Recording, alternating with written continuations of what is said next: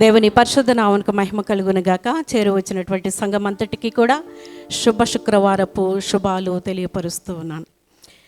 ప్రభు అయిన యేసుక్రీస్తు ప్రభుల వారు కల్వరి సిలువలో మండు టెండలో భారభరితమైనటువంటి సిలువ యాగమును, ఆ బాధను అనుభవిస్తూ పలికినటువంటి మాటలు సప్త సూక్తులు. 3వ మాటను మనము ధ్యానము చేసుకుందాం. దానికి ముందుగా ఆయన ప్రేమను వర్ణిస్తూ ఒక పాట. అపారమైన యేసు ప్రేమ తెలుసుకొంటివా, జీవితమే ధన్యమౌను ప్రభువు నెరిగితే. అపారమైన యేసు ప్రేమ తెలుసుకొంటివా, నీ జీవితమే ధన్యమౌను ప్రభువు నెరిగితే. చూడుమా ఆరుధిరదారలు వేడుమా క్రీస్తు పాదములు. ఎవరు చేయలేనిది యేసు చేసెను, మానవాళి ముక్తికై మరణమాయెను. ఎవరు చేయలేనిది యేసు చేసెను, మానవాళి ముక్తికై మరణమాయెను. అనాది సంకల్పమాయ సిలువ మరణము, పాప పరిహారార్థ శరణమాయెను. అనాది సంకల్పమాయ సిలువ మరణము, మన పాప పరిహారార్థ శరణమాయెను. చూడుమా ప్రేలాడెనేసు వేడుమా క్రీస్తు పాదము. చూడుమా ప్రేలాడెనేసు వేడుమా క్రీస్తు పాదము. ఎవరు చేయలేనిది యేసు చేసెను, మానవాళి ముక్తికై మరణమాయెను. మానవాళి ముక్తికై మరణమాయెను. హల్లెలూయా, హల్లెలూయా. ఆ మానవాళి జాబితాలో నీవు నేను కూడా ఉన్నాం. ప్రియ సహోదరి సహోదరుడా, యేసు సిలువలో పలికినటువంటి 3వ మాట, అమ్మా ఇదిగో నీ కుమారుడు అని తన తల్లితో చెప్పెను.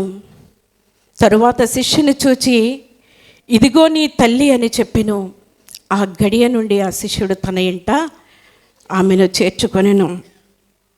మొదటి మాటలో తమ్ముడు చెప్పారు, అక్కడ ఉన్నటువంటి మోక ఎవరండి? ఆయన హింసించేటువంటి వారున్నారు, ఆయన పొడిచేటువంటి వారున్నారు, రాణువారున్నారు, దూషించేటువంటి వారున్నారు, అపహాస్యం చేసేటువంటి వారున్నారు, గేలి చేసేటువంటి వారున్నారు. అయితే ఆయన 33 సంవత్సరాల తర్వాత చేసినటువంటి పరిచర్యలు ఆయన వెంబడించినటువంటి వేలాది మంది ఉన్నారు. పొందుకున్నటువంటి స్వస్థతలు, ఆహారం పంచిపెట్టగా తినటువంటి వారు ఎంతోమంది. కానీ సిలువ దగ్గరికి వెంబడించలేకపోయారు, సిలువ జంతకు వెంబడించలేకపోయారు. ఆయన ప్రేమించేటువంటి వారు, ఆయన వెంబడించినటువంటి వారు, నా వారు అనుకునేటువంటి వారు 5 మాత్రమే అక్కడ ఉన్నారండి. 5 మాత్రమే ఉన్నారు. ఆయన శిష్యులందరూ ఆయన బంధించినప్పుడు పారిపోయారు. ఆయన ప్రేమించినటువంటి శిష్యుడు, ఆయన రొమ్మున అనుకున్నటువంటి శిష్యుడు యోహాను గారు మాత్రమే అక్కడ ఉన్నారు. స్త్రీలు ఉన్నారండి. స్త్రీలు యేసు తల్లి అయినటువంటి మరియ సహోదరి, క్లోపా భార్య అయినటువంటి మరియా, మగ్దలేని మరియా, యోహాను గారు, ఈ 5 అక్కడ నిలుచుండి చూస్తూ ఉన్నారు. వారిలో కన్న తల్లి ఉందండి. తల్లి హృదయం ఏ విధముగా ఉంటుంది? 9 మాసాలు మోసి పెంచుకున్నటువంటి బిడ్డ యవన ప్రాయములో భరించరన్నటువంటి బాధలు, చేతులలో గాయాలు, కాళ్ళలో గాయాలు, తలపై ముండ్ల కిరీటం, ఒళ్ళంతా పచ్చి పుండు, రక్తాలు కారుతూ ఉన్నటువంటి ఆ యొక్క పరిస్థితిని మరియ దగ్గర ఉండి నిలుచుందండి. మరియతో పాటు కొంతమంది స్త్రీలు ఉన్నారు. స్త్రీలు ఎప్పుడు కూడా యేసయ్యను అవమానించలేదు, ఆయనకు వ్యతిరేకముగా మాట్లాడలేదు. తమ ఆస్తితో ఆయనకు సేవ చేసినటువంటి స్త్రీలు ఉన్నారు. లూకాసు వార్త 8:3 ఉంది. పిలాతు భార్య ఉంటుంది. ఆయన నిర్దోషత్వాన్ని గుర్తించింది, ఆయన నీతిమంతుడని గుర్తించింది. మత్తయి సువార్త 27:19 వ్రాయబడి ఉంది. అత్తరుతో పాదాలు కడిగి తల వెంట్రుకలతో తుడిచినటువంటి స్త్రీలు ఉన్నారు. సమాధి యొద్దకు మొదటగా వెళ్ళినటువంటి వారు కూడా స్త్రీలే. పునరుత్థానాన్ని ప్రకటించినటువంటి వారు కూడా స్త్రీలే. స్త్రీలు ఆయన్ని వెంబడించారండి, వెంబడించారు. వారితో పాటు తల్లి అయినటువంటి మరియ ఉంది. స్త్రీలు శరీరంలో బలహీనులే కానీ ఆత్మీయముగా బలవంతులని ఇక్కడ మనకి తెలియపరచబడుతూ ఉంది. స్త్రీలు ప్రేమించుటలో, ప్రేమను పంచుటలో మంచివారని తెలియపరుస్తూ ఉంది. దేవుని ప్రేమను పంచేవారుగా ఇక్కడ మనకు కనబడుతూ ఉంది. శిష్యులందరూ వెళ్ళిపోయినా కూడా యోహాను గారు అక్కడ ఉన్నారు. అయితే మరియ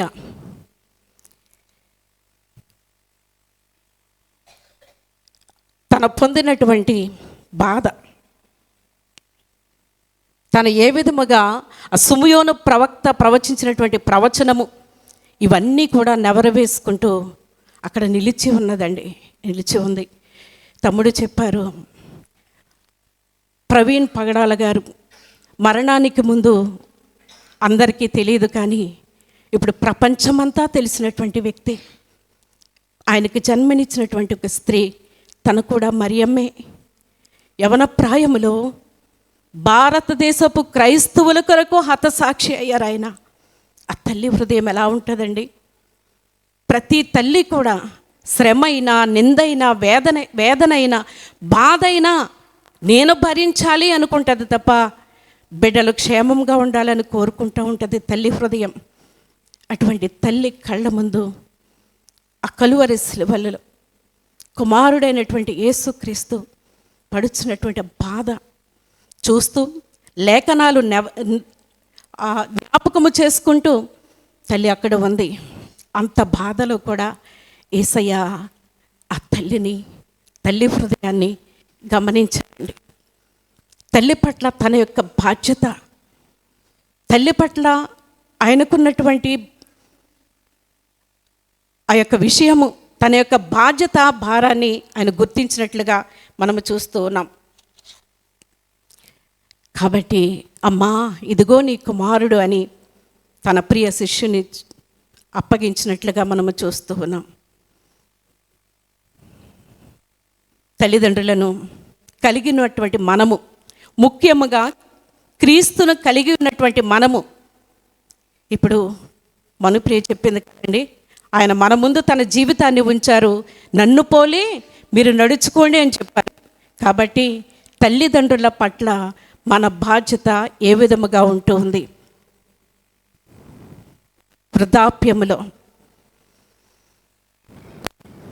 నువ్వు భూమి మీద దీర్ఘాయుస్వంతుడు మగునట్లు నీ తల్లిని, తండ్రిని సన్మానించుము అని వ్రాయబడి ఉంది.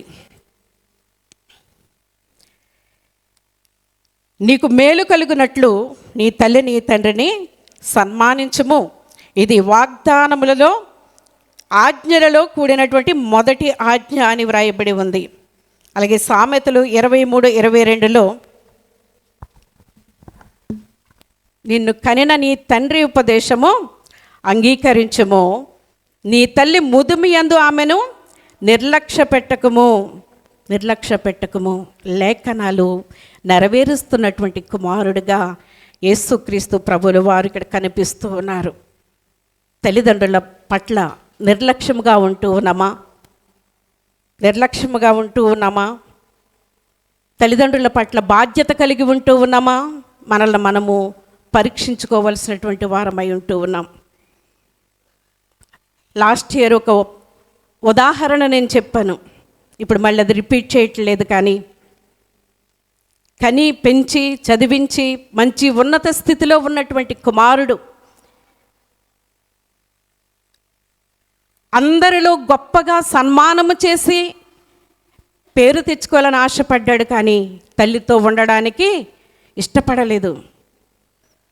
నాకు ఈ సన్మానాలు వద్దు నాన్న, నీవు నాతో ఉంటే చాలని కోరుకున్నటువంటి తల్లి ఆ కోరికను తీరుస్తున్నామా? తల్లి అయినా తండ్రి అయినా సమానమే.